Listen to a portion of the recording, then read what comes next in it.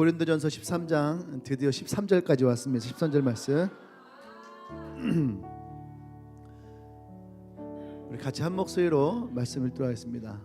13절 같이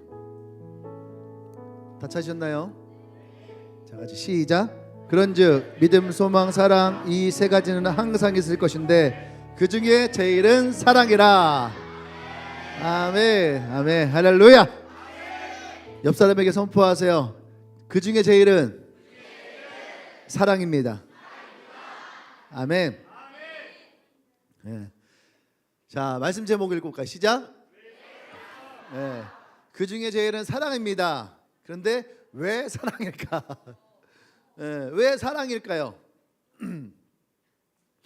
왜 사랑이 그 중에 제일일까?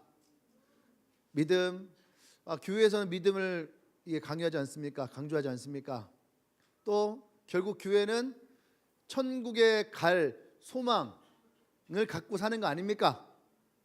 그런데 왜 그 중에 제일은 사랑이라 얘기를 할까?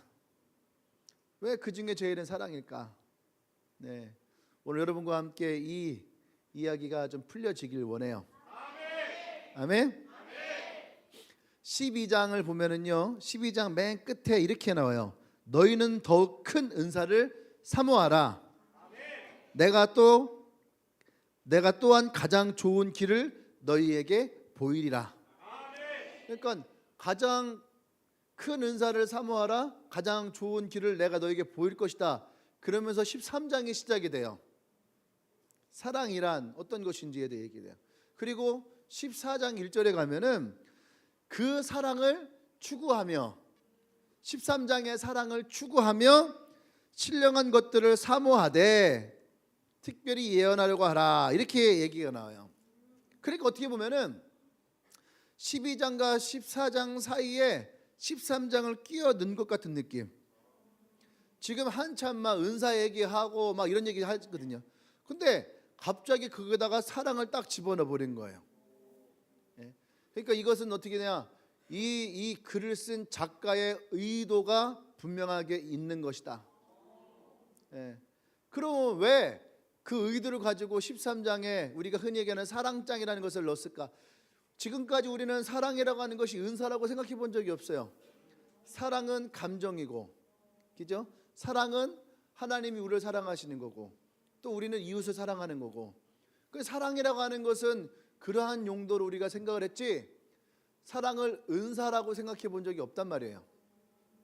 근데 사도 바울은 오늘 여기 이 중간에 12장과 14장 사이에 13장에 사랑을 집어넣으면서 이것에 대해서 우리에게 무엇인가 이야기하고자 하는 어떤 내용이 있다라고 하는 거죠. 할렐루야. 아멘. 왜 사도 바울은 이 고린도 교회를 향해서 이 이야기를 넣었을까?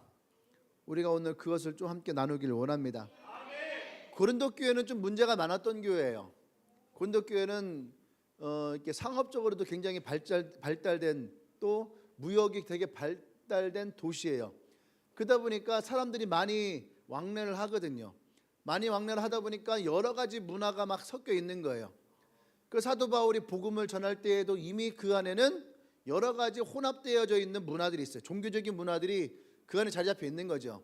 한국도 그런 나라 중에 하나예요. 이미 기독교가 들어오기 전에 불교도 있었고 도교도 있었고, 그렇죠? 또 이런 것들이 굉장히 이렇게 막 유교라든지 불교라든지 도교라든지 이런 것들이 우리가 모르는 사이에 우리의 문화 가운데 굉장히 깊이 박혀 있어요. 우리는 잘 모르죠. 우리는 잘 모른다고요. 왜? 우리는 그냥 이 문화 속에 있으니까. 이 문화 속에 있으니까 우리는 그냥 당연한 거예요. 근데 외국과 비교를 해보면 우리가 뭔가 다르다라고 하는 것을 우리는 발견을 합니다.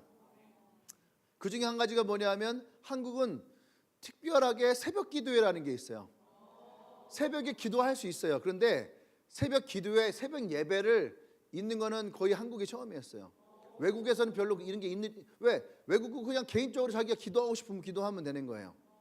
근데 우리는 새벽 기도회가 있어. 이게 뭐냐? 어떤 도교적인 부분에서 이게 좀 있었던 부분이거든요. 여러분 그거 있잖아요. 이렇게 무술하는 사람들 새벽에 가부좌 틀고 햇빛 탁 비치면은 햇빛이 그 몸을 딱 비칠 때 몸에 갑자기 막 그 에너지가 들어와서 반짝반짝 빛나면서 막 얼굴에 광채가 나면서 뭔가 깨닫고 득도하는 이런 그 새벽에 햇빛이 드는 새벽이 굉장히 사람에게는 유익한 시간이다 생각을 한 거예요, 한국은. 그래서 새벽에 기도하는 것들이 생겨난 거예요. 그래서 이거 좋으니까 우리 새벽 예배할까? 이런 문화가 또 생겨난 거예요. 또 수요 예배.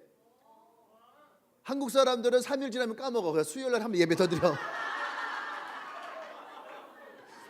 외국은 그러지 않아요. 외국은 뭐 주일날 예배 한 번 드려도 얼마든지 그냥 다 이렇게 생활할 수 있는.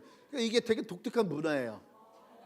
이러한 것들. 그런 것처럼 이 고린도 교회에도 그들만의 가진 독특한 문화들이 있다라는 거죠. 근데 그 문화 속에서 어떤 문제들이 자꾸 파생되어 나오는 거예요. 뭐 예를 들어서 우상 숭배 같은 것들.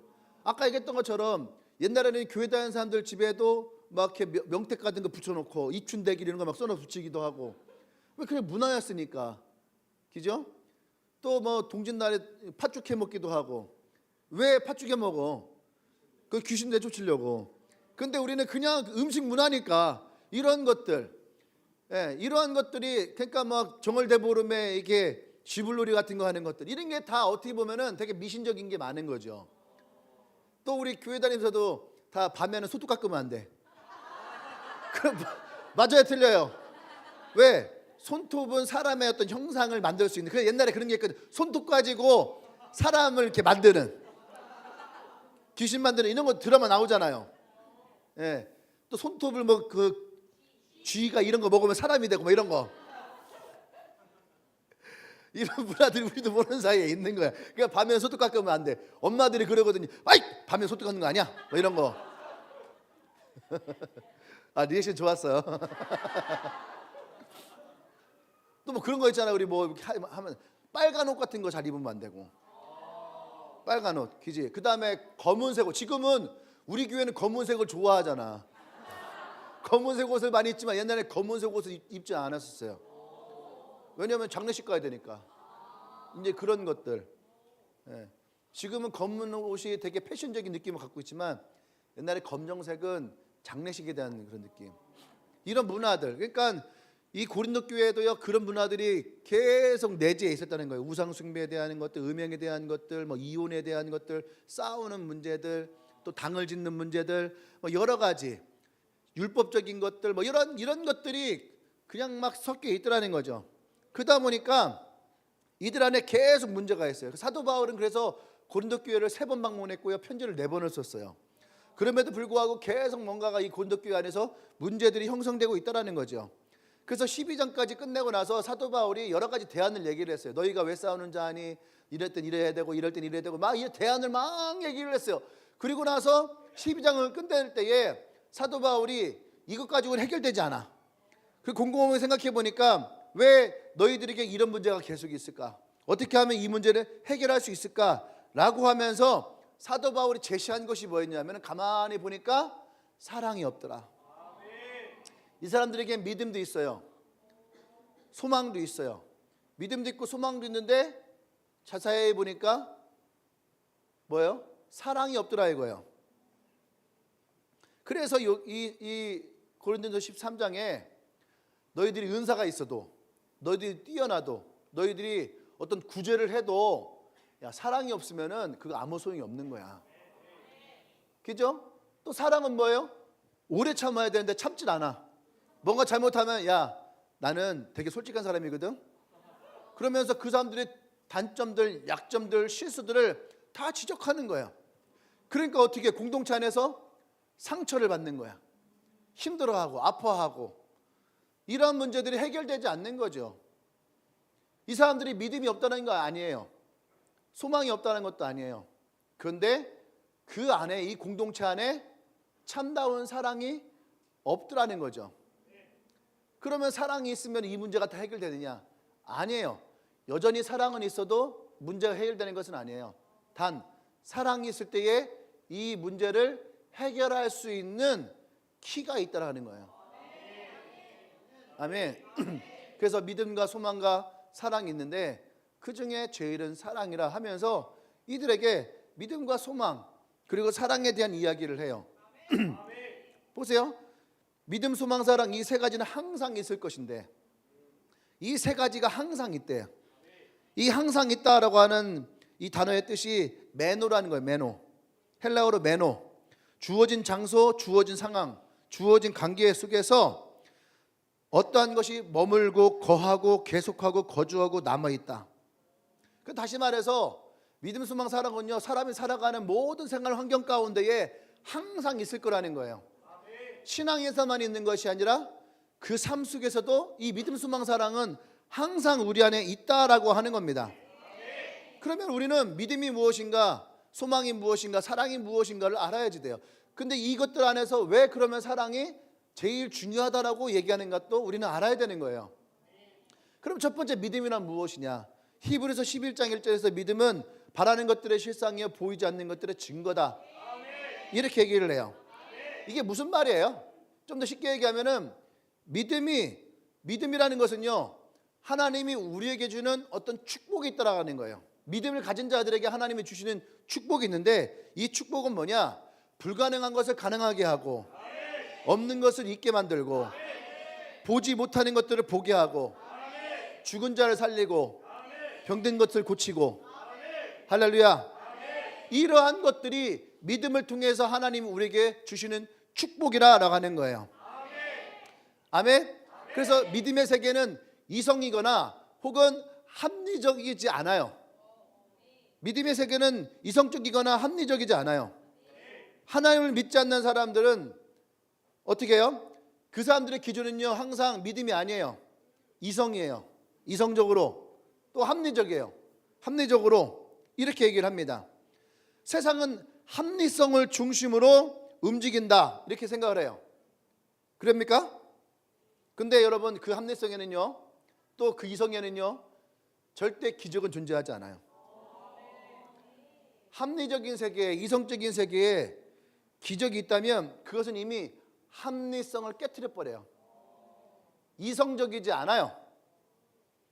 여러분 예를 들어서 설교를 하지요. 제가 보리떡 5덩이와 물고기 2마리를 가지고 5,000명의 사람이 먹었어요. 그러면은 여러분들은 좀 성인이기 때문에 목사가 이렇게 설교를 해도 여러분들은 그냥 가만히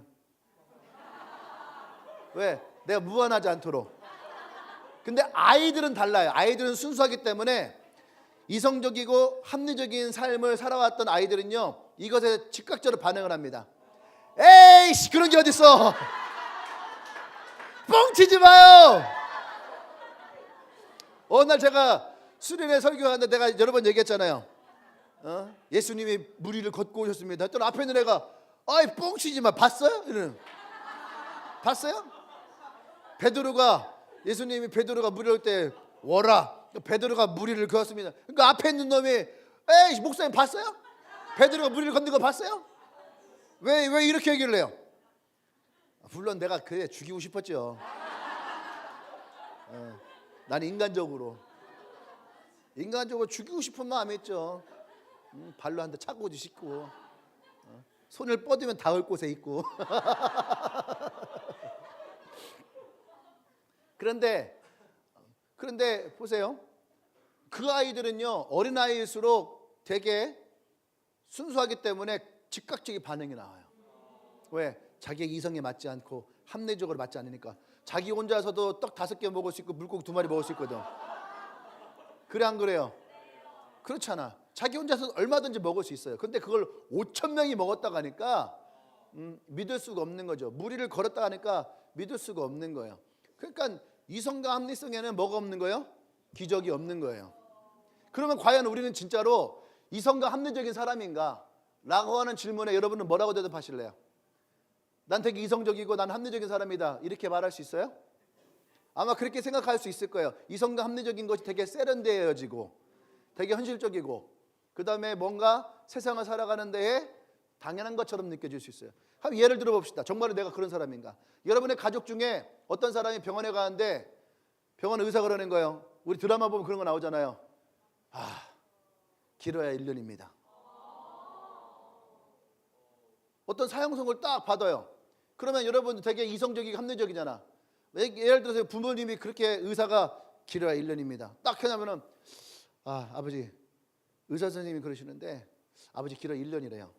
우리가 이성적으로 합리적으로 생각을 해갖고 과연 1년 동안 우리가 병원에 있어야 될까? 병원비가 만만치 않은데 또 합리적이 필요한 거예요. 아버지 울지 마시고 생각해 보세요. 이성적으로 생각하세요. 이럴 사람이 과연 있을까? 여러분 자식이 병원에 갔는데 병원에 힘들 것 같습니다. 이제 기적이 필요할 것 같아요. 그러면 그 아버지가 이보세요 의사 선생님이 무슨 기적이야? 좀 이성적으로 얘기를 해야지. 그래서 우리 아이가 산다는 거예요, 죽는다는 거예요? 어렵습니다. 어려운 거죠. 알겠습니다. 이성적으로 합리적으로 어려운 거 맞는 거죠. 그럴 부모가 있을까? 정말 우리는 합리적이고 이성적인 사람일까요? 한번 여러분 생각해 보세요. 내가 과연 합리적이고 이성적인 사람인가? 우리는 내가 되게 이성적이고 되게 합리적인 세계에 살고 있다라고 생각을 해요. 그런데 실제로 우리가 어떤 문제에 부딪혔을 때에 이성과 합리를 초월하는 것이 우리에게 나온다는 거예요.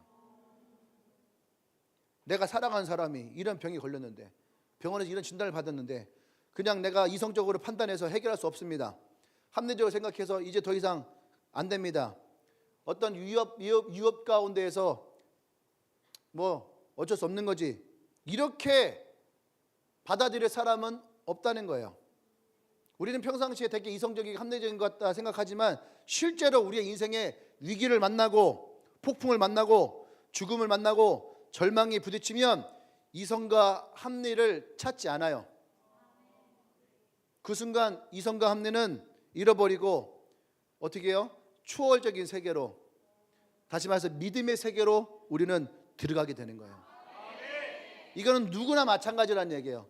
내게서 기적이 일어나길 원하고 내게서 새로운 일들이 일어나길 원하고 신이 있다면 그 신이 내 문제를 해결해 주길 원하는, 맞습니까?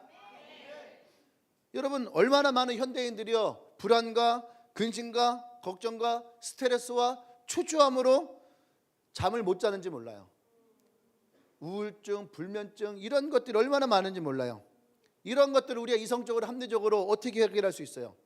이성과 합리적으로 얘기하면은 그런 사람도 어떻게 해요? 약 먹어 하면 되는 거죠. 근데 여러분 합리적으로 약을 먹는 게 맞고 이성적으로 약을 먹는 게 맞을 수 있죠. 그런데 궁극적으로 이 문제 해결되지 않아요.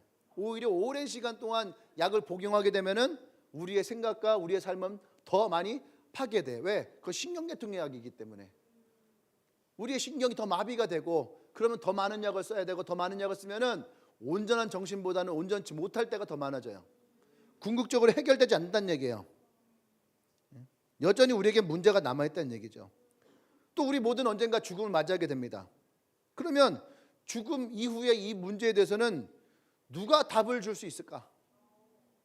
이성적으로 살았던 사람은 이성을 붙잡고 죽음을 맞이하게 돼요. 그래서 우리에게 필요한 것은 사실은 이성이 아니에요. 우리에게 필요한 것은 믿음이라고 하는 거죠. 아멘.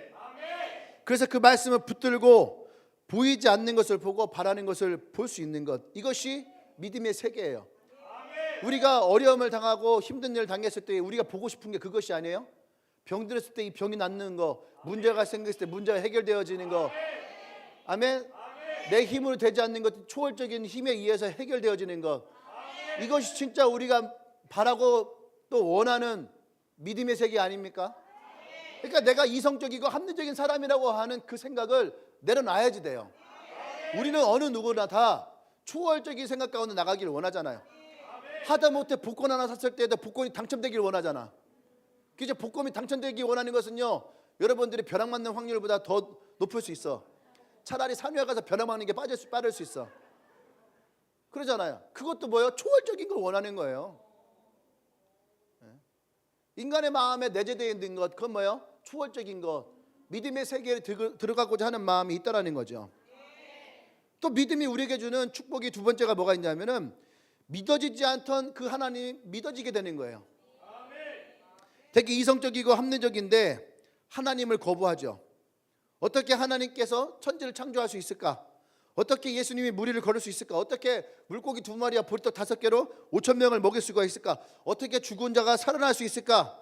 이 말씀에 거부하게 됩니다. 근데 이상하게 내 안에 믿음이 생기면 하나님에 대해서 내가 눈을 뜨기 시작한다는 거예요.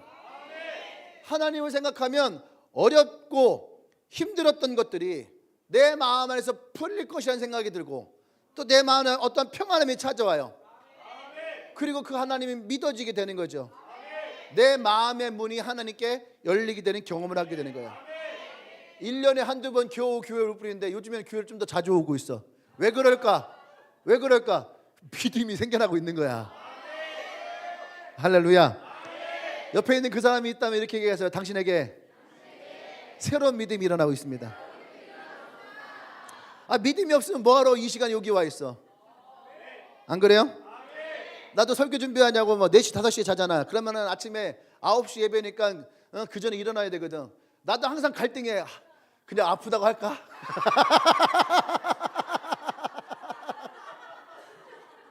그냥 나도 그냥 아프다가 하고 일부 예배 그냥 니네끼리 알아서 해라.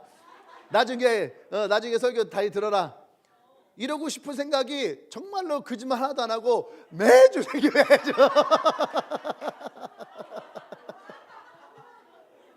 나도 아침에 일어나서 설교하는 게 그냥 힘들어 죽겠는데, 목사가 이런데 믿음이 없는 사람들이 이 시간에 와서 교회에 와서 예배 드린다니까. 오늘도 보니까 식사를 하는데 보니까 교회 나온 지 얼마 안 된 사람들이 와 있더라고.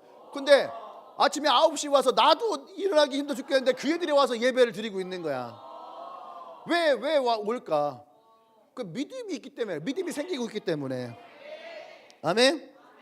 여러분, 내가 하나님을 믿어서 믿음이 생긴 것이 아니라 어느 순간 내가 하나님의 말씀을 들을 때에 그때 믿음이 생기는데, 그 믿음은 하나님이 우리에게 주시는 믿음이에요. 하나님이 그 믿음을 우리에게 주실 때 우리에게 그 믿음이 생겨난다는 거죠. 아멘. 저는 오늘이 여러분들의 그날이 되길 원합니다.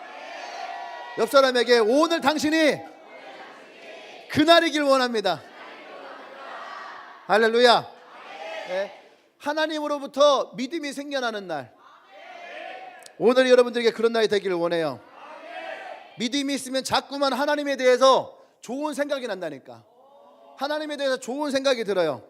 하나님이라면 할 수 있을 거야. 하나님 도와주시면 할 수 있을 거야. 하나님 혹시 날 도와주지 않을까? 하나님 혹시 내 기도 들어주지 않을까? 하나님 혹시 내가 얘기하는 거 들어주지 않을까? 이런 생각이 자꾸 든다는 거죠. 그리고 그것이 믿어지는 거예요. 그래서 기도하게 되는 거야. 기도는 믿음이 없으면 기도 못 한다니까. 그래도 하나님께 뭔가 바라는 게 있으니까 기도하게 되는 거야. 근데 속으로 믿습니다 자꾸 해봐야 믿음이 생기지 않아요. 믿음 없이 하나님의 이름을 부른다고 여러분, 그거는 아무런 소용이 없는 거예요. 가장 중요한 것이 있어요. 그건 뭐냐? 예수 그리스도가 나를 위해 십자가를 지시고 그 십자가에서 나를 구원하셨다라고 하는 거. 아멘. 이것을 믿는다는 거, 이거 중요한 거예요.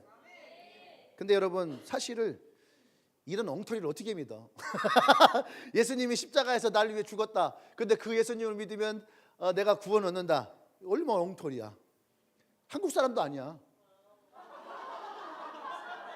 한국 사람도 아니야. 저 이스라엘 사람이야.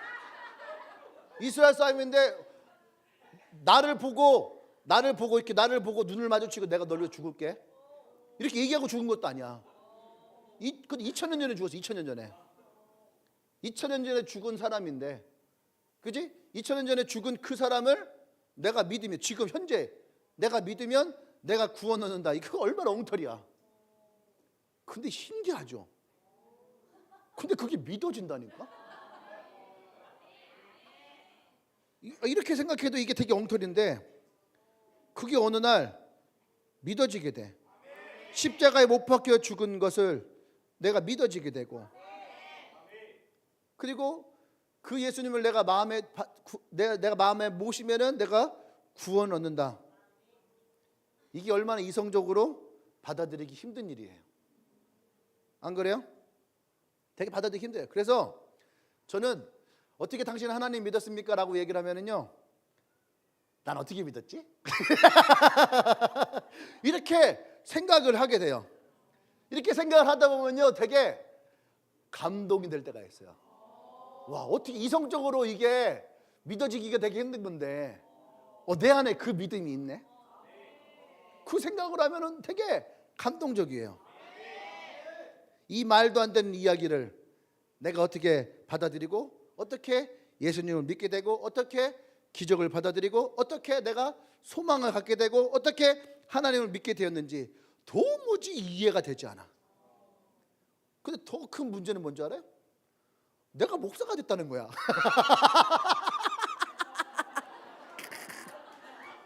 내가 목사가 됐다는 거야. 저는요 되게 하나님에 대해서 부정적인 사람이었어요. 난 되게 하나님께 부정적인 사람이었어. 뭐냐면 난 중학교 때까지 예수님을 믿지 않았어요. 그냥 하나님이라는 존재가 있는 것뿐이지 내가 하나님을 믿거나 예수님을 믿는 건 아니었어요. 그냥 집에서 교회를 가라고 하니까 그냥 떠밀려서 갔을 뿐이지 내가 중학교 때까지 설교를 들으면서 은혜 받아본 적이 없어. 저 설교는 왜 하는 거지? 재미 참 더럽게 없다. 이런 거. 내가 제일 좋았던 거는 기도합시다. 끝나잖아. 나는 그 말이 제일 좋았어요. 막 여기다가 기도합시다. 나는 이 말이 너무 좋았어. 맨날 멍 때리고 있다가 막 딴짓하고 있다가 졸고 있다가 어떨 때는 막 이렇게 엎드려 자기도 하고 그랬었거든요. 난 되게 비판적이었다고. 사람이 생각에 꼬리를 물면은 되게 비판적으로 흘러갈 수밖에 없다고 얘기했잖아. 부정적으로 흘러간다고. 이제 어느 날 하나님 진짜 있는 건가? 이 생각을 하잖아. 그럼 어떻게 말로 천지를 창조하지? 그잖아. 우유가 있어라.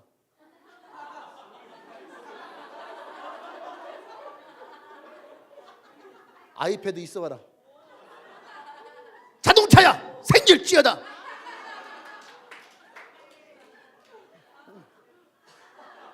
그것도 어떻게 말로 천지를 창조해? 이 말도 안 되는 거예요. 근데 어느 날 고등학교 올라가는 시험을 쳤어요. 근데 시험을 내가 너무 못 친 거야. 근데 이거 누구한테 말할 수가 없는 거예요. 해결해 줄 수 있는 사람이 아무도 없는 거예요. 이걸 해결해 줄 수 있는 분은 오직 하나님밖에 없는 거예요. 근데 문제는 내가 하나님에 친하지가 않아. 어떻게 하지? 내가 하나님한테 어떻게 도움을 구하지?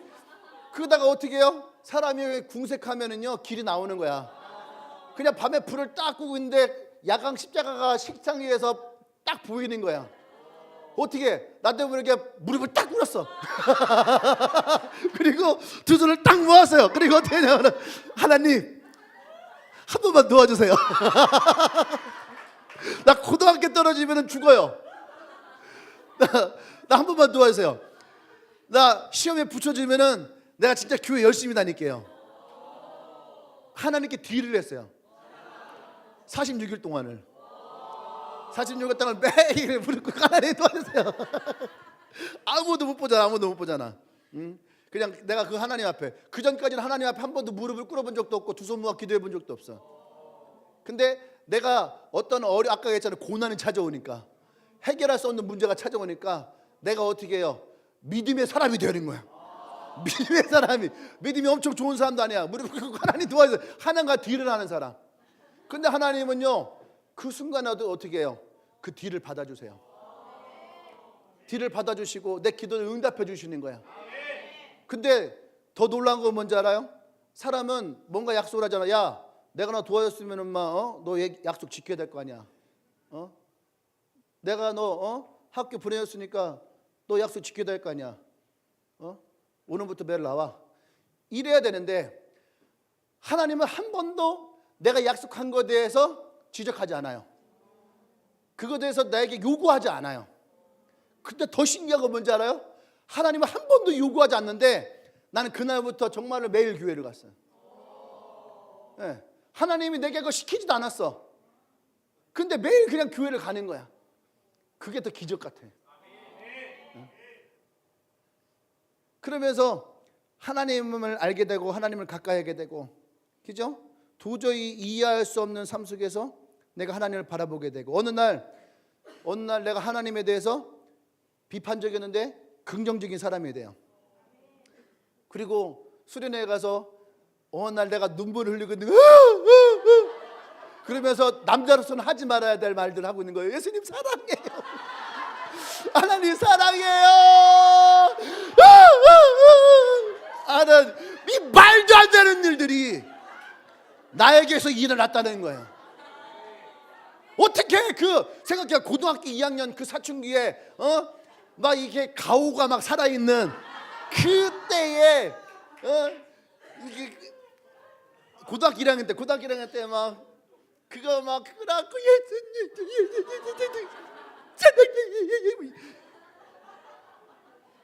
진짜 그렇게 된다니까.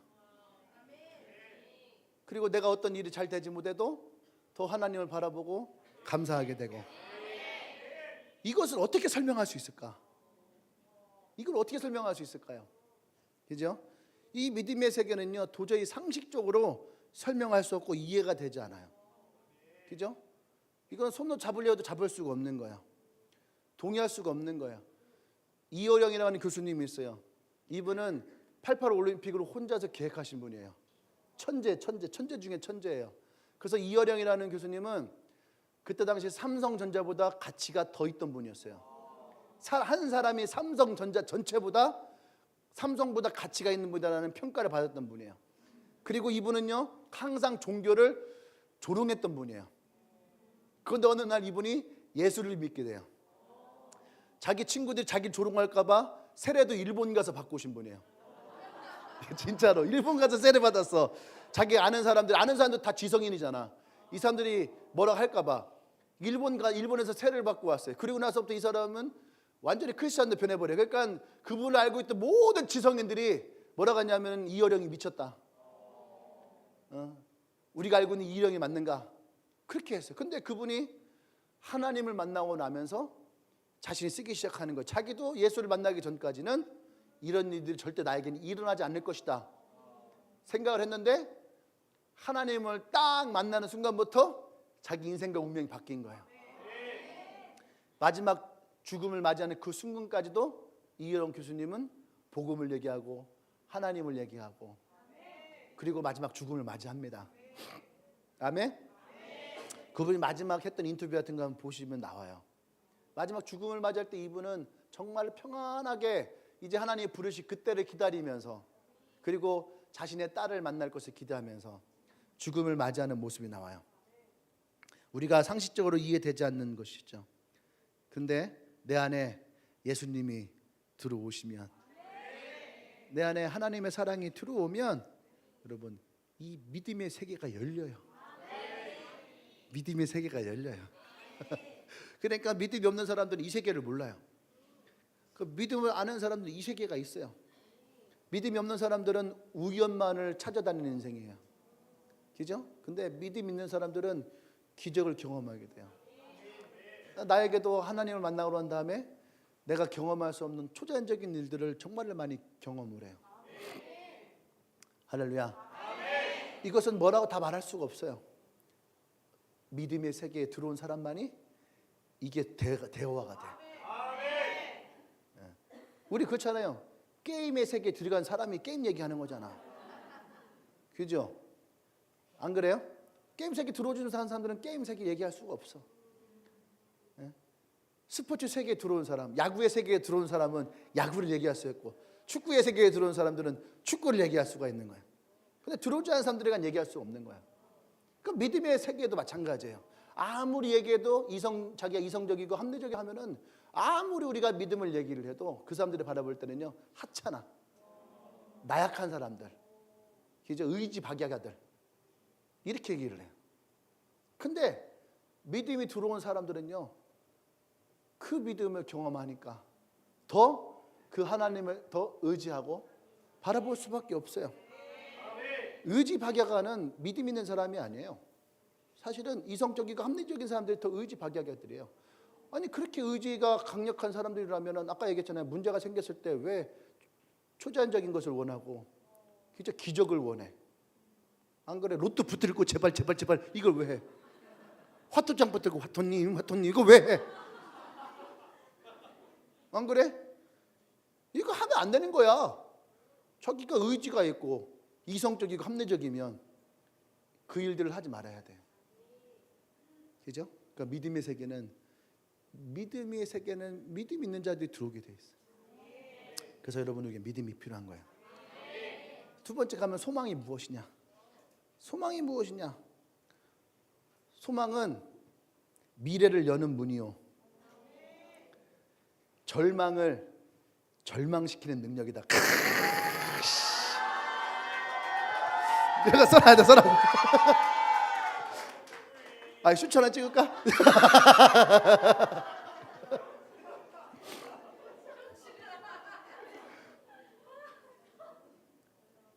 소망은 미래를 여는 문이요, 소망은 절망을 절망시키는 능력이다. 아멘. 할렐루야. 할렐루야. 우리에게 소망을 주신 하나님께 영광 말씀 드립시다. 사단은 끊임없이 우리의 주변을 서성이면서 우리가 절망하기를 원해요. 그거 봐, 너 안 되지, 너 능력이 안 되잖아, 봐, 너 실력이 안 되잖아, 봐, 너 성적이 안 되잖아, 그지? 너 할 수 없어, 넌 못해, 너 여기까지만 해, 그만해, 포기해.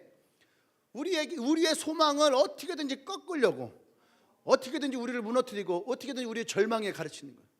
절망에다 우리를 밀어넣으려고 하는 거예요.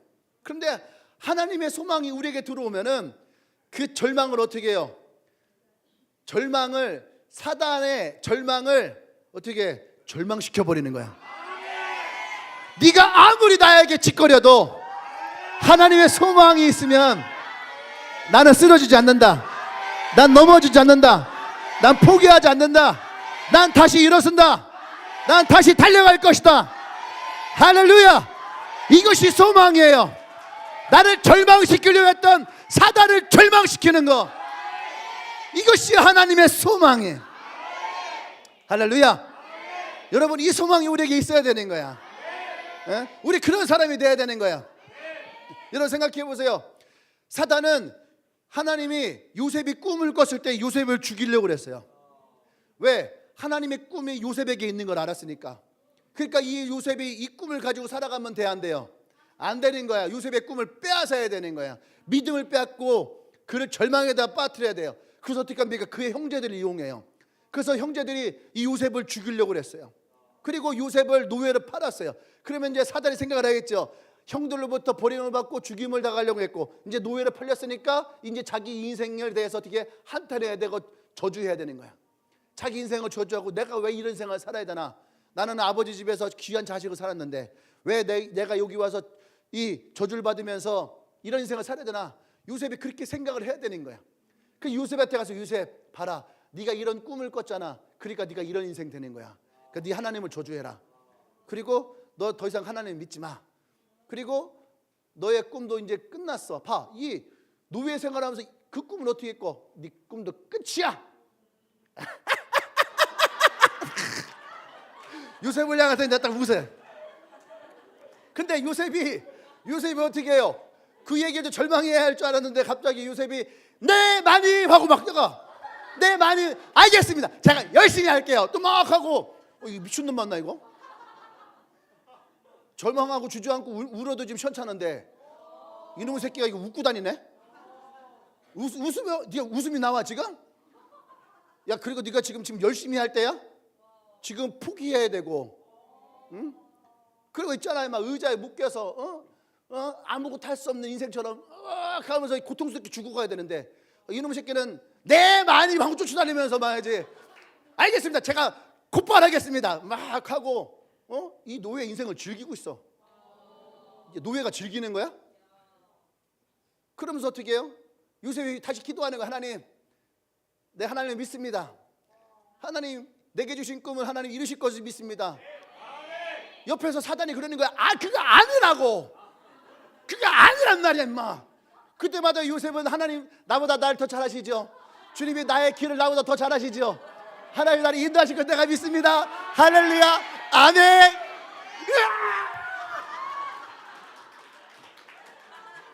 사단을 절망시켜 버리는 거야. 사단을 절망시키는 거야.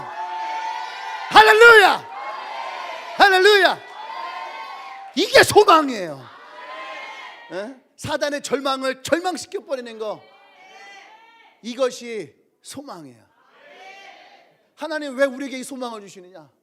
그죠? 사단의 절망을 절망시켜 버리고 우리가 이 소망 안에서 다시 일어나고 다시 나아갈 수 있도록. 아멘. 그래서 여러분, 소망은 미래를 열어요. 그리고 사단의 절망을 절망시켜 버려요. 아멘. 그래서 사람들은 이 소망을 뭐라고 하냐면 꿈이라고도 하고 또 이상이라고도 하고 이러는 거예요. 성경적으로 이 소망은 두 가지의 의미를 가지고 있어요. 하나는 뭐냐? 비밀, 시크릿. 비밀이야, 비밀. 또 하나는 약속, 프라미스. 약속.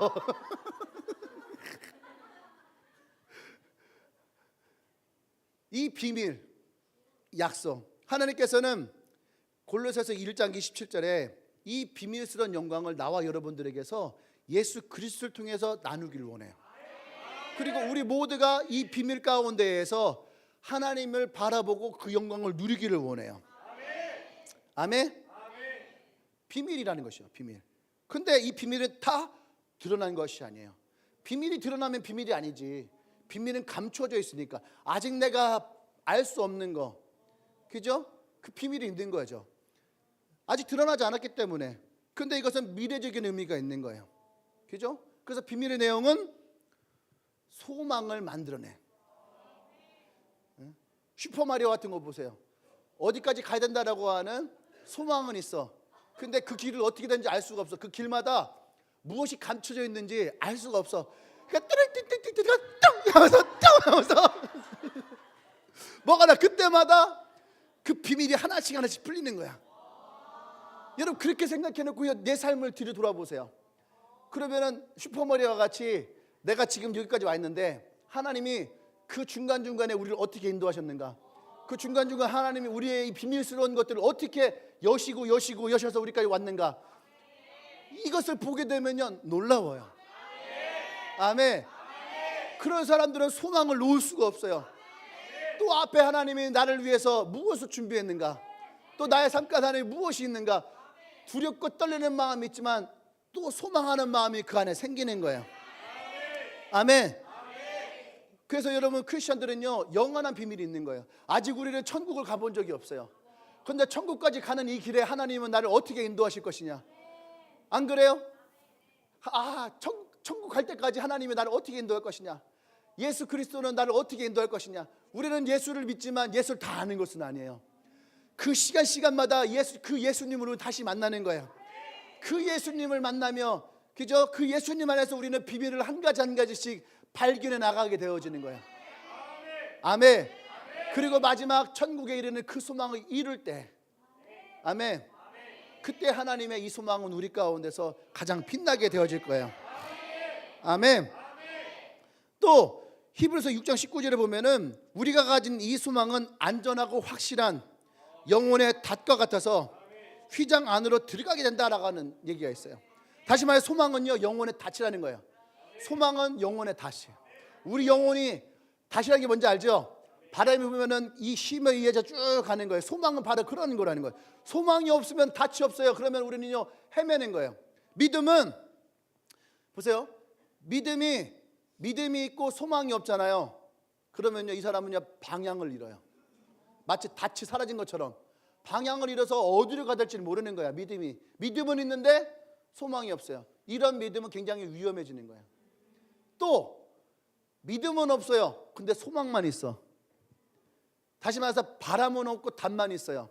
그러면요, 이것은 허상이야. 그 꿈은 허상이에요. 예를 들어서 그런 거예요. 넌 꿈이 뭐니? 그러면은요, 대통령? 왜 웃어? 왜 웃는 거예요? 내가 대통령이 꿈이라는데. 이거는 조롱하는 소리 들려. 아무도 안 믿어요. 근데 웃긴 건 뭔지 알아? 나도 내가 대통령 될 거라고 믿지 않아. 근데 꿈은 대통령이래. 그죠? 꿈은 대통령인데 믿음이 없어요. 이거는 허상이야. 허구요. 가짜야. 이해되시죠? 그런 것처럼 여러분, 믿음과 소망은 함께 있어야 되는 거예요. 아멘? 그래서 안전하고 튼튼하게 묶여놓은 영혼의 닷개처럼 여러분 소망에 믿음을 걸어두면 흔들리지 않아요. 그래서 믿음과 소망은 함께 가야 되는 겁니다. 아멘.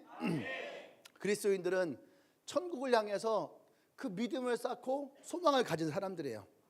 그러니까 믿음을 가지고 소망이 있기 때문에 천국을 우리는 빼앗길 수가 없는 거야. 난 여러분들이 그 천국 소망을 다 이루기를 원합니다. 또 아까 얘기했던 비밀과 함께 있는 것이 약속이에요. 약속. 언약이죠. 언약. 하나님이 이 언약 약속을 성경에서 이렇게 풀어놓고 있어요.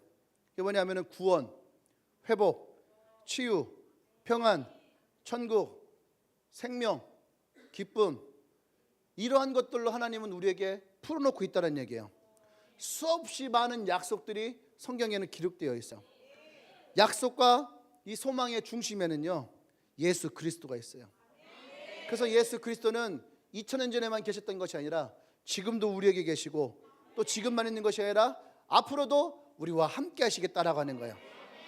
아멘. 그래서 예수 그리스도는 우리에게 이 소망을 주심으로 우리의 이 소망을 우리에게서 이루기를 원해요. 아멘. 내가 얼마 전에 우리 교회 디스크 했잖아요. 애들요 손님들 와가지고 디스크 했거든요. 그래서 나는 이제 하도 오래돼 갖고 내가 D거든. D가 누구예요? 성경인물 사도 바울이잖아. 근데 내가 고등학교 2학년 때 난 꿈이 없었던 사람이거든요. 고등학교 2학년 때에 어느 날 기도를 하는데 내 한시 방향에서 이렇게 조명이 있었어. 한시 방향의 조명이 기도하는데 나를 이렇게 딱 비추는 거 같는 거예요. 저 빛이 나만을 비추는 것 같아요. 근데 그때 마치 사도 바울이 예수님을 만났던 것처럼, 사도 바울이 하나님의 부르심을 받았던 것처럼 그날 내가 이 조명의 빛이 마치 하나님이 나를 부르는 그런 느낌 아닌 느낌과 환상 아닌 환상 가운데서 내가 처음으로 꿈을 가졌어요. 하나님, 내가 주를 위해서 살길 원합니다. 그런데 이 빛이 마치 나를 끌어가듯이 내가 마치 사도 바울 된 것처럼. 근데 내가 얼마 전에 그 생각났다니까. 내가 D. 근데 사도 바울이 그 빛 가운데에 콜링이 왔던 것처럼 내가 그 콜링을 받았구나라는 생각이 드니까 잠시 일어나는 거야. 근데 나는 원래 꿈이 없던 사람이었거든요. 근데 하나님이 내게 그 꿈을 주시고, 그 꿈을 주시고 나니까 하나님은 한 가지를 내 삶 가운데서 이루 놓으시는 거예요. 내가 고등학교 때 꿈을 내가 주를 위해 살고 싶다라고 하는 꿈을 딱 꾸고 나서 고등학교 2학년 때 하나님이 고등학교 3학년 때 찬양팀을 만들었으면 좋겠다. 느닷없이 찬양팀을 만들었으면 좋겠다라는 꿈을 꾸고, 또 군대에 가서도 기도하면서 기도 제목을 내가 놨잖아요. 첫 번째, 교회 가고 싶어요. 교회에서 봉사하고 싶어요. 봉사할 수 있으면 중대군종 되고 싶어요. 중대군종이 되면 연대군종도 되고 싶어요. 뭐 이런 거 했단 말이에요. 근데 하나님은요 그래서 신실하게 이루시면서 내가 목회자의 길을 난 갈 것이라고 단 한 번도 생각해 본 적이 없었는데 하나님은 거기서 준비시키는 거예요. 일주일에 적으면 3번, 많으면 5번을 설교를 해야 돼. 난 한 번도 신학 공부를 해본 사람도 아니고 그 길을 하나 인도하신. 그리고 그 교회에서 부흥을 하게 하고 건축을 하게 하시고, 그래서 우리가 이 교회를 건축할 때에도 하나님이 그때에 이미 내가 너에게 약속한 것이다 라고 하는 하나님 음성을 주시고, 내가 처음 개척할 때 하나님께 물었어요. 하나님, 저는요 개척할 준비가 하나도 안 됐어요. 왜냐하면 그때 개척할 때는요 돈이 있어야지 되고 건물도 있어야지 되고 또 내가 그런 것에 대한 교육도 받아야 되고 여러 가지 시스템들이 갖춰진 상태에서 개척하는 걸 알고 있었는데 나는 그게 아무것도 없었거든요. 근데 하나님이 개척하라. 그 기도한 거야. 하나님, 난 개척할 준비가 하나도 안 됐는데 어떻게 내가 개척을 해야 됩니까? 그러니까 하나님이 이미 내가 너를 개척을 위해 준비를 해놨다면서 그 과거를 하나님 쫙 보여주시는 거예요. 그래서 뭐라고 하냐면, 봐라, 내가 너에게 그 고등학교 1학년 때부터 기도하는 걸 가르쳤지. 그리고 내가 너를 어떻게 찬양팀만 너 찬양하는 걸 가르쳤지. 그 다음에 군대에서 설교하는 걸 가르쳤지. 그러면 교회에서 기도하고 찬양하고 설교하면 됐지. 뭐가 더 필요하냐? 와, 내가 그때 두 손을 딱 들었어요. 오 마이 갓.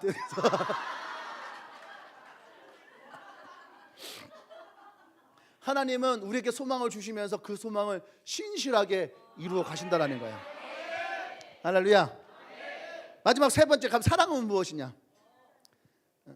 사랑은 우리가 지금 지난 3주 동안 사랑에 대한 얘기를 많이 했잖아요. 생략할게요.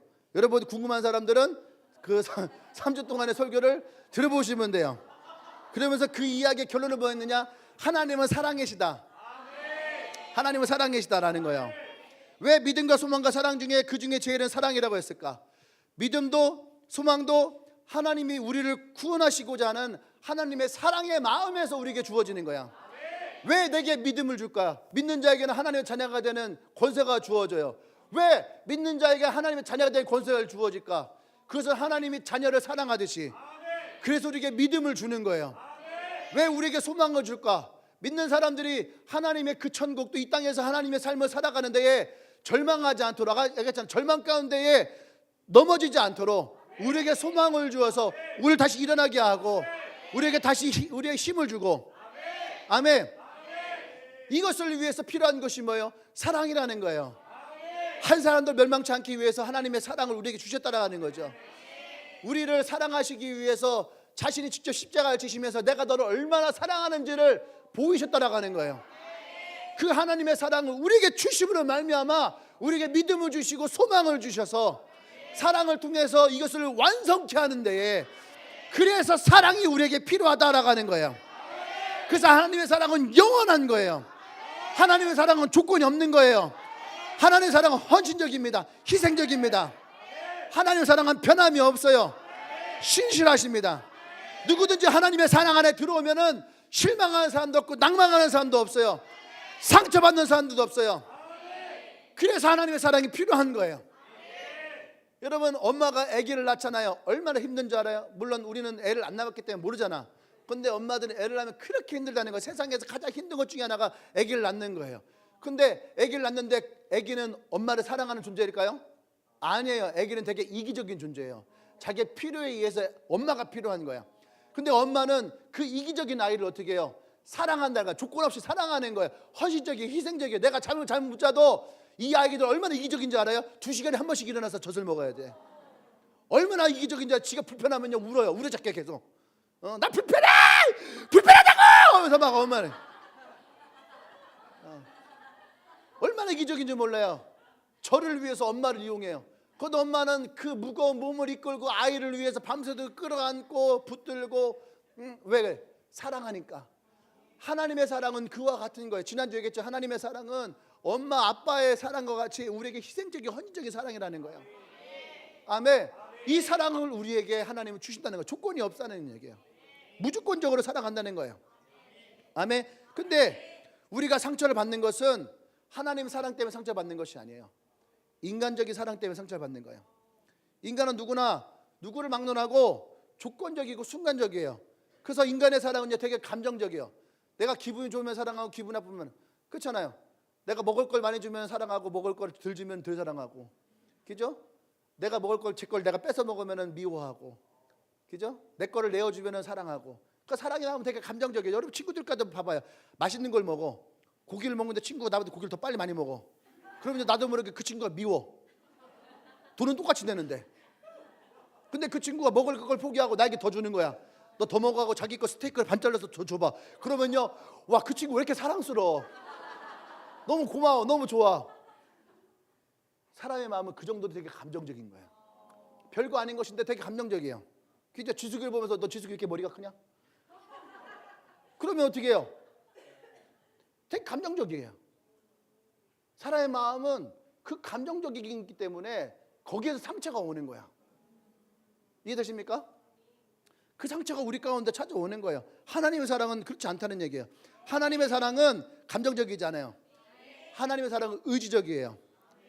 하나님은 죄 많은 인간을 사랑하기로 결정하실 때부터 하나님은요, 우리를 그냥 용납하실 결정했어요. 기분이 나빠도 사랑하시고, 우리가 잘못해서 사랑하시고. 왜? 사랑은 의지이기 때문에. 아멘. 감정이 아니라 하나님은 의지로 우리를 사랑하시기 때문에. 의지로 저 사람이 어떤 말을 해도 이미 사랑하실 결정하셨기 때문에, 어떤 실수를 해도 용서하기로 결정하셨기 때문에 하나님 그 사랑을 그대로 받아들인다는 거죠. 그래서 로마서 8장 1절과 2절에 보면은 사단은 끊임없이 우리를 정죄하려고 하지만 하나님은 우리를 그 모든 정죄로부터 우리를 자유케 해요. 성령이 우리 가운데 오심으로 말미암아 우리의 모든 정죄를 자유케 하십니다. 여러분, 정죄라고 하는 것은요, 부분적으로 반응하는 거예요. 정죄는 부분적으로 반응한 거예요. 이해되십니까? 정죄는 부분적이에요. 아까 얘기했던 지숙이 너 왜 이렇게 머리가 커? 또 보면서 상규 너 애가 왜 이렇게 교만하냐? 이게 답이 너는 왜 이렇게 촐랑거려? 이렇게 얘기를 하는 거예요. 그죠? 이건 되게 정죄감이 오는 거야. 그 사람에게 정죄감이 오는 거예요. 왜? 그 사람이 한 부분만 보니까. 근데 지숙이가 머리 큰 거는 죄가 아니야. 그죠? 집안 내력일 수 있어. 우리 집안은 전체적으로 다 큰 바위 얼굴이야. 근데 그 집안에서 내가 제일 작아. 그죠? 그것을 알고 나면 아, 이 아이가 큰 것이 아니구나. 그 상처 아픔 가운데서 이 아이는 괜찮은 거구나. 상규야 교만해. 너는 이렇게 교만해. 정죄감일 수 있죠. 근데 그것이 아니라 낮은 자존감 속에서 자기의 자존감을 높이는 거였고, 어떻게 보면 이 여기에서 내가 살아날 수 있을까에 대한 고민이었고 발버둥치는 거였어. 그지? 다빈은 왜 이렇게 촐랑거리냐? 분위기가 다운되는 게 싫어. 난리 희생해서라도 이 분위기를 끌어올려야 되는 거야. 그렇기 때문에 기꺼이 자기를 내어주는, 이것을 알고 나면 어떻게 원래 그런 아이들이 아니었구나. 사랑은 부분을 보지 않아요. 사랑은 전체를 보는 거예요. 그래서 13장 말씀 보면은요, 9절과 10절에 보면 우리는 부분적으로 알고 부분적으로 연하나 온전한 것이 올 때는 부분적으로 하던 것이 패하리라. 이게 무슨 말이냐면은 고린도 교회가 그랬다는 얘기예요. 되게 부분적으로 보면서 그 사람들 정죄했다는 얘기예요. 야 너는 왜 이거밖에 못해? 야 너는 왜 그것도 못해? 야 넌 이거밖에 안 되니? 이렇게 그 사람들의 부분적인 것을 보면서 정죄하기 시작한 거예요. 부분적으로. 그러니까 어떻게 해요? 다툼만 일어나는 거예요.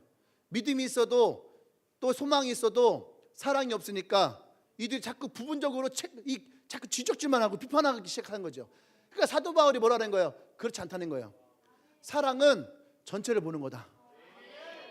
그죠?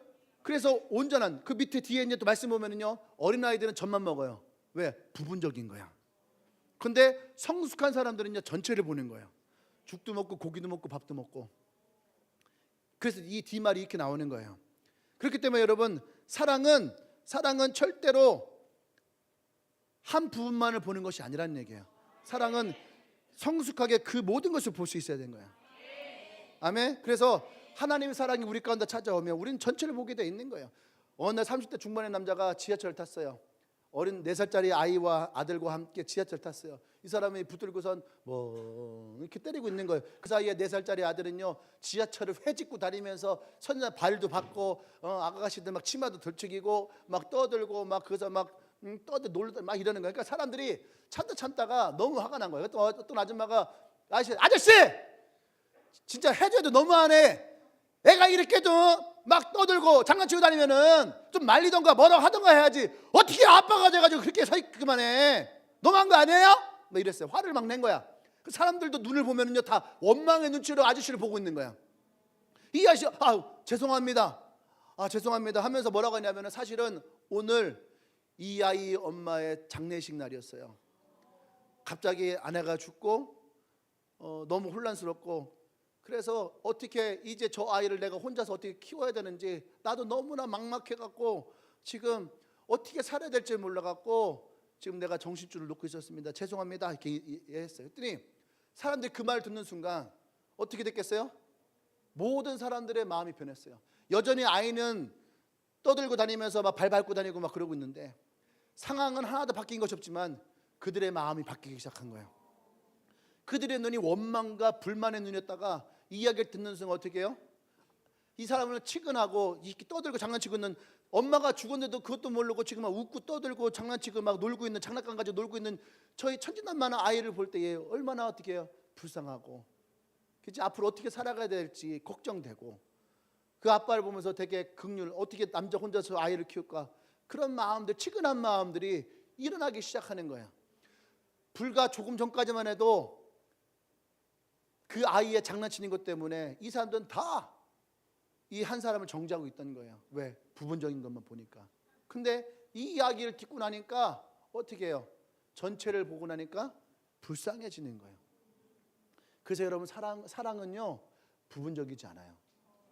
사랑은 전체를 볼 수 있어야 되는 거예요. 아멘. 그래야지 우리는 그 사람을 온전히 사랑할 수 있게 되는 거예요. 아멘. 또 시간이 없으니까 이제 빨리 갈게요. 어떤 아이가 고등학교 때 친구들을 막 때린 거예요. 싸운 거예요. 한두 번도 아니고 여러 번 싸운 거예요. 그래서 어느 날 엄마를 불렀어요. 엄마를 불러서 당신 아들이 학교에서 이렇게 문제합니다. 너무 많이 싸워서 이 아이가 학교에서 제대로 학교 생활을 못하고 있어요. 그러니까 엄마가 뭐라고 하냐면은, 선생님, 우리 아이는 원래 그런 아이가 아니에요. 원래 착한 아이인데 친구들을 잘못 만나서 그래요. 그러니까 이 선생님의 마음은 어때요? 모든 부모가 똑같은 말이에요. 내 자식은 다 괜찮고 친구 탓만 하는 거야. 친구를 잘못 만나서 이렇게 됐구나 라고 하는 엄마의 변명으로 들었어요.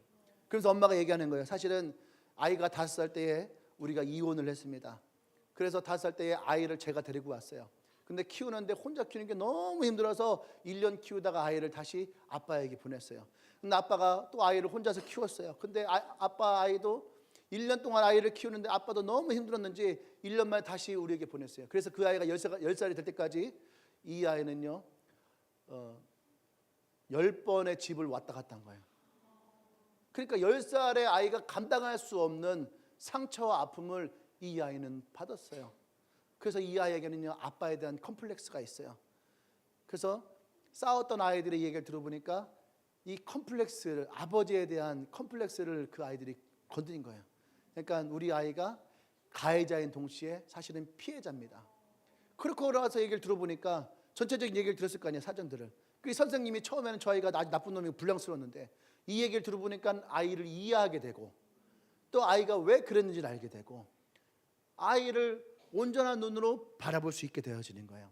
그래서 여러분, 사랑은 전체를 볼 수 있어야 돼요. 용서한다라고 하는 것은요, 야 내가 용서할게, 이게 용서가 아닌 거예요. 성경을 보세요. 내 원수를 사랑하라. 내 원수를 용서라고 하지 않아요. 내 원수를 사랑하라. 내 이웃을 내 몸과 같이 사랑하라. 왜 그래요? 자기 몸을 발가락에 냄새 난다고 발가락을 잘라버릴 사람도 없고 입에서 냄새 난다고 입을 막아버릴 사람도 없어요. 발가락이 냄새 나지만 여러분 누구보다도 가장 좋은 신발을 신겨주려고 하잖아. 입에서 냄새 나지만 여러분 가장 맛있는 음식을 내 입에다가 넣어주려고 하잖아요. 왜? 나는 나를 기본적으로 사랑할 수밖에 없는 거예요.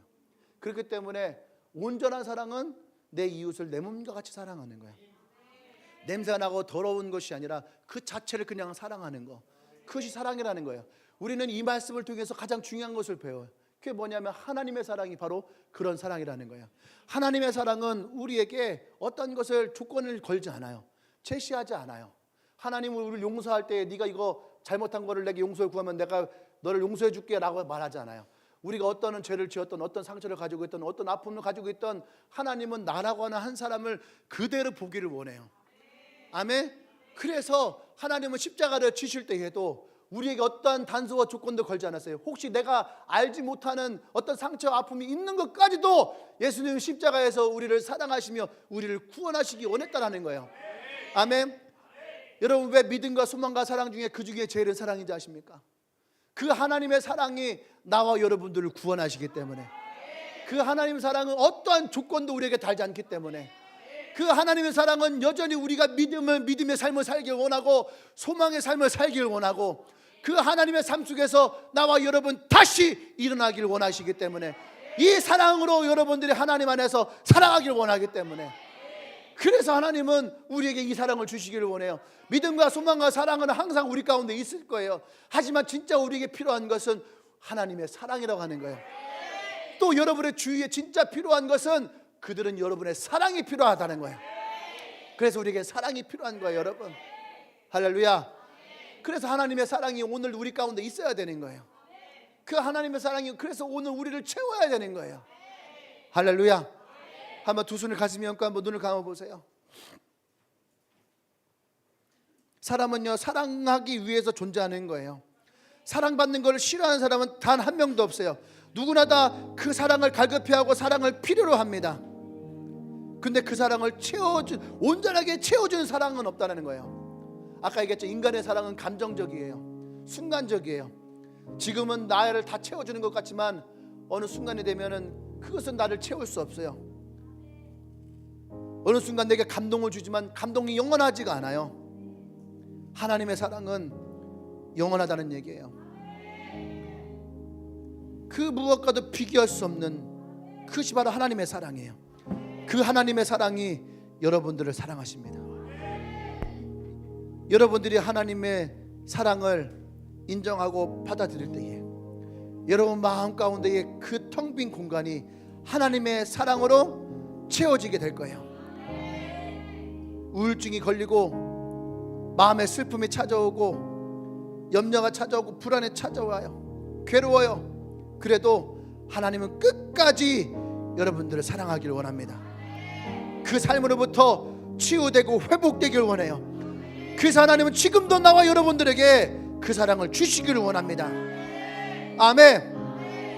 왜 우리에게 사랑이 제일 필요합니까? 믿음 위에 사랑을 세우게 하시고 소망 위에 사랑을 세우게 하시고 인간의 사랑 위에 하나님의 사랑을 세워서 여전히 지금도 하나님은 그 사랑을 우리에게 흘려보내기를 원해요. 왜 우리에게 흘려보냅니까? 여러분이 바로 그 하나님의 소중한 사랑이기 때문에 하나님이 그 사랑을 우리에게 주시는 거예요. 그 사랑만이 우리의 마음을 채우고 그 사랑만이 우리를 살리고 그 사랑만이 우리의 자존감을 높이고 그 사랑만이 우리의 절망을 소망으로 바꾸고 그 사랑만이 우리를 진정한 구원의 삶으로 우리를 이끌어 가기 때문에 그래서 나와 여러분들에게는 하나님의 사랑이 필요한 거예요. 이 시간 우리 기도하기를 원합니다. 하나님, 내가 그 사랑이 필요합니다. 내 마음에 그 사랑을 부어주시옵소서. 나의 텅 빈 곳에 하나님의 사랑을 채워주시옵소서. 나의 슬픔에 하나님의 사랑을 채워주시옵소서. 기도합니다.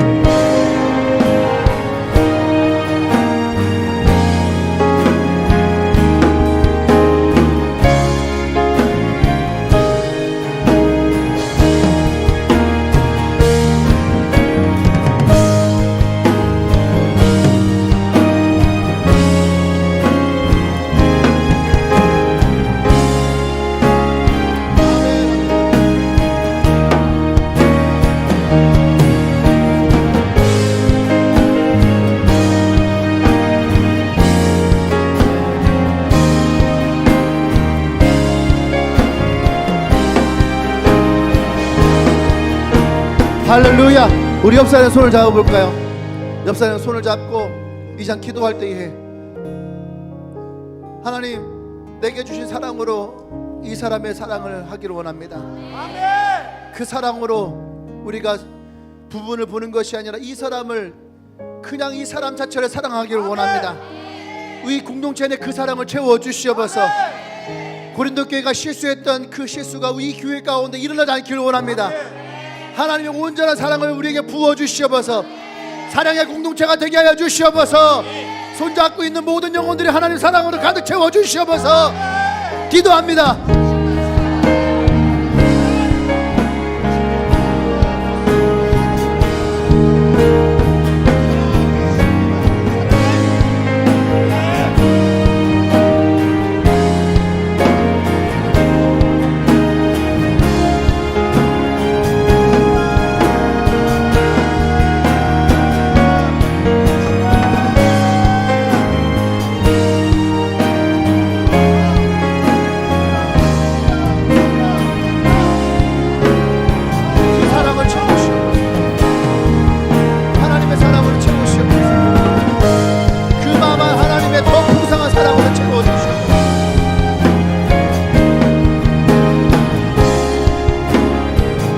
모든 슬픔이 떠나가고 우울함이 떠나가고 상함이 떠나가고 상처가 떠나가고 아픔이 떠나가고 근심이 떠나가고 초조함이 떠나가고 두려움이 떠나가고 우울함이 떠나가고 불면증이 떠나가고 하나님의 사랑으로 채워주시옵소서.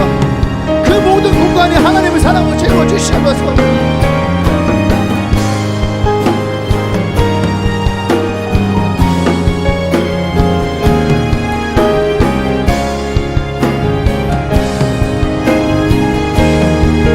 할렐루야.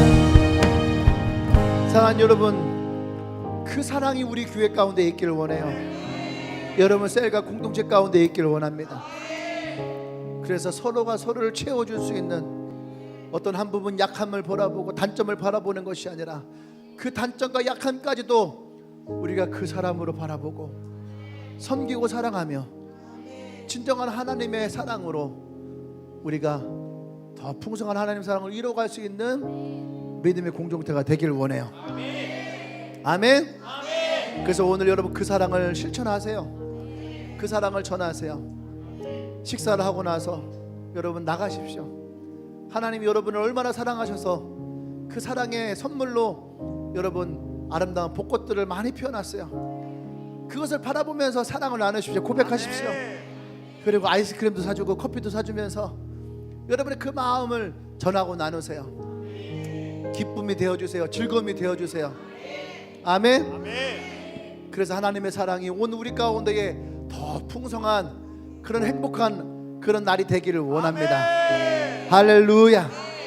이제는 우리 주 예수 그리스도의 구속의 은혜와 하나님의 크신 사랑과 성령의 교통 역사하심이 믿음과 소망과 사랑은 항상 우리 가운데 있지만 진정 하나님의 사랑을 통해서 우리의 믿음이 세워지게 하시고 그 사랑을 통해서 절망 가운데 소망을 세우게 하시고 그 사랑을 통해서 나의 텅 빈 공간에 하나님의 사랑으로 가득 채우심으로 진정한 하나님의 자녀의 삶을 살아가기를 고백하며 결단하며 소망하는 주님에게 모든 사랑하는 영혼들 위해 지금부터 영원토록 함께 하시기를 간절히 축원합나이다.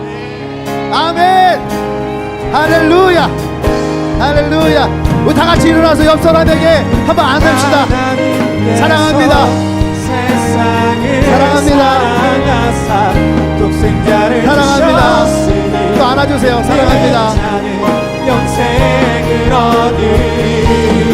또 다른 사람에게도 가서 사랑합니다. 다니면서 사랑한다 하세요.